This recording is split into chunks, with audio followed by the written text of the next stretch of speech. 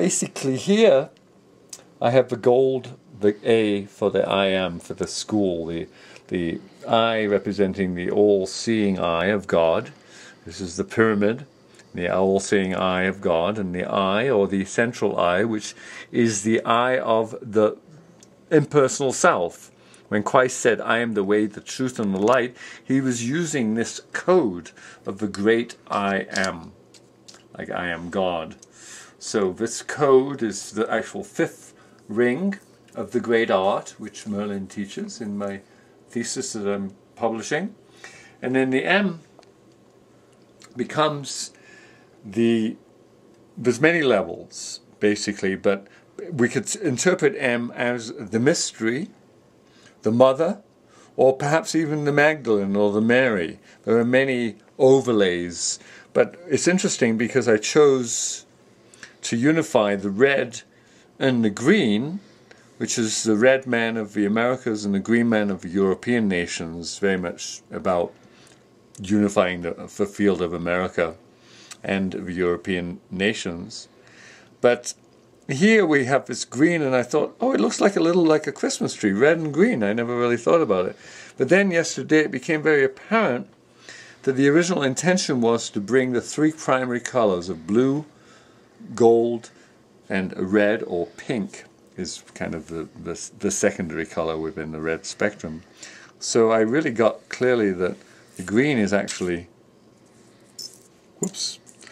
probably going to come out of this piece. And that was just a trial, and sometimes we recreate the model. So we're going to go with red and blue and gold, the three primary colors, I believe. It kind of unfolds in its own mystery.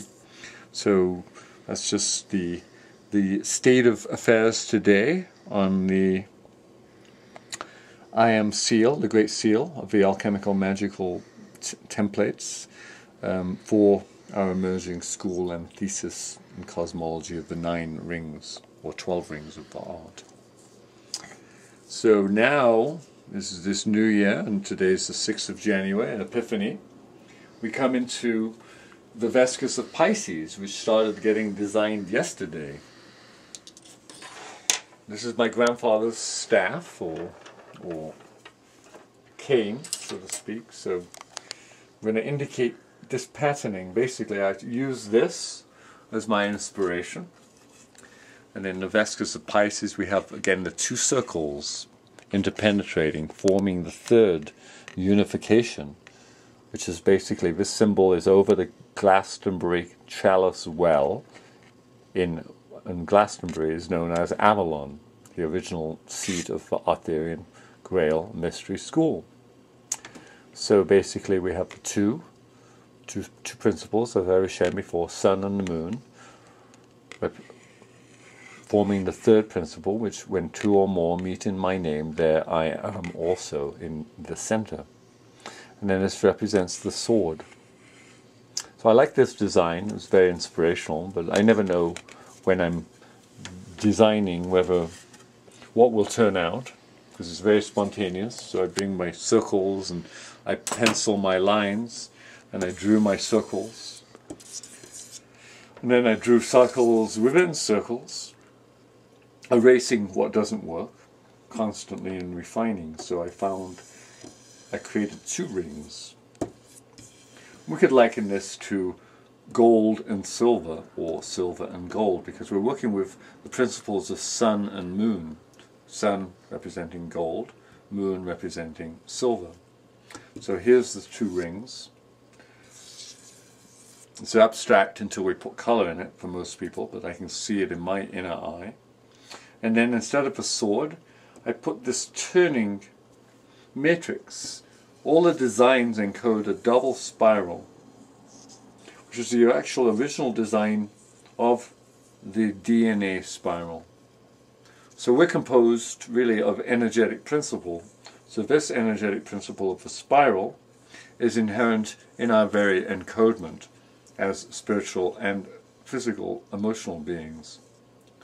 So this is just how it turned out, because it's kind of a rising, the designs are arising in their own encodement. So, and then I put this 1, 2, 3, 1, 2, 3, 4, 5, 6, 7, 8. So we're working with always numerological principle.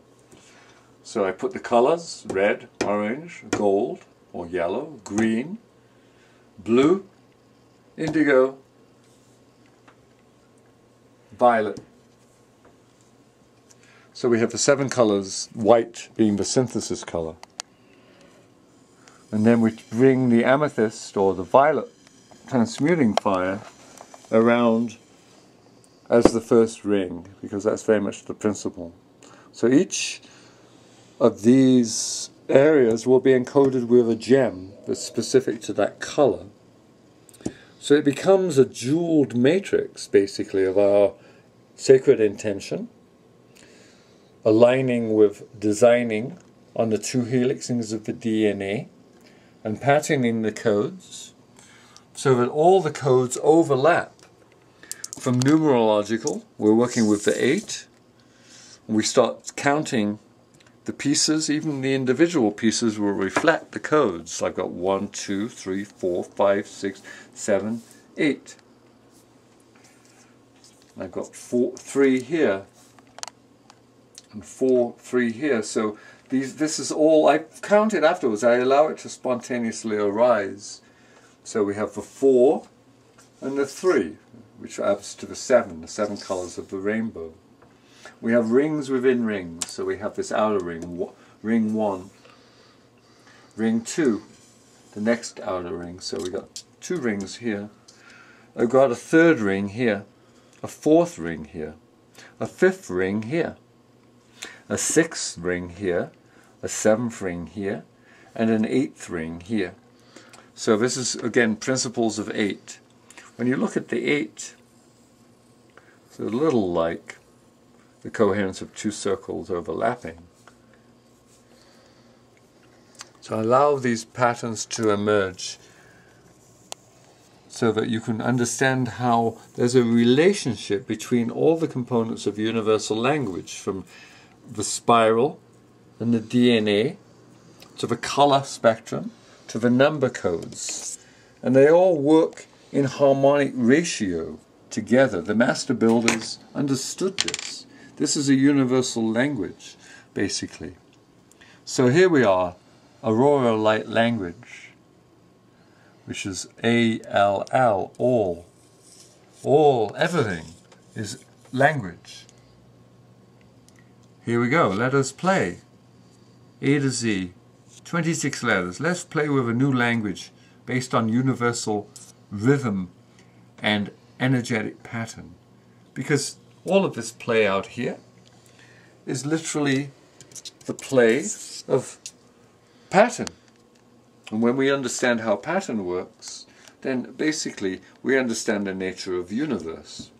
And because there really is only coherence in energy, everything streams from energy and aligned intention, divine will, representing the masculine or vertical axis, and the feminine, the great zero, emptiness, the container, 0 and 1, 0, 1, magic, all principles beginning 0, 1, 2, 3.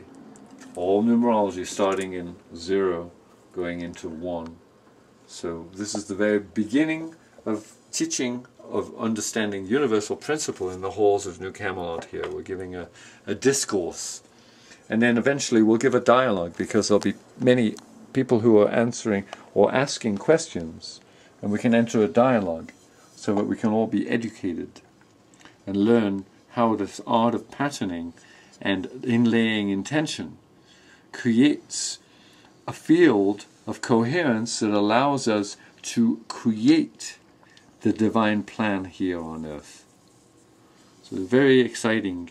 So from here today I will start laying out the gem matrix, and I'll show you, the viewer and spectator and witness, how we'll lay the gem matrix in then to encode this, and then I'll take you step by step through the process of creation.